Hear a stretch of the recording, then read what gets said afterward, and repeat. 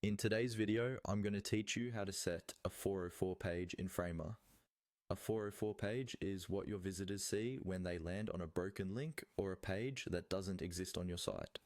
Setting this up properly not only makes your site feel more polished, it also helps guide visitors back to where they should be instead of leaving them confused. First, open your project in the Framer editor. Make sure you're in the correct project where you want to set up the 404 page. Once the editor is open and everything is loaded, look for the Pages panel. This is usually found in the left sidebar, and it's where all of your site's pages are listed. Next, click on Pages to open that panel if it's not already visible. Here you'll see every page that currently exists on your site, such as your home page, about page, and any other subpages you've created. Now, you're going to create the actual 404 page. In the Pages panel, click the plus sign button to add a new page.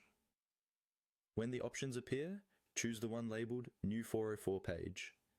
This is important because Framer will automatically recognize this page as the default error page for any missing or broken URLs on your site. Once the 404 page has been created, you can start customizing it. Design this page so it clearly explains to visitors that the page they're trying to reach is broken or doesn't exist. You might want to add a clear headline like "Page not found," a short explanation, and a prominent button that takes people back to your homepage or a key section of your site. You can also keep the design consistent with your brand so it feels like a natural part of your website. After you're happy with the layout, text, and overall look of your 404 page, it's time to make it live. Click on the Publish button in the top right corner of the Framer editor.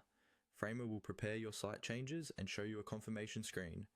On that screen, click Update to push the new 404 page to your live site. Wait for the publishing process to finish. This might take a few moments. When the update is complete, click on your site link to open the live website. To test the 404 page, try going to a URL on your domain that you know doesn't exist. You should now see your newly created 404 page displayed. And that's it. You've successfully set up and published a custom 404 page in Framer.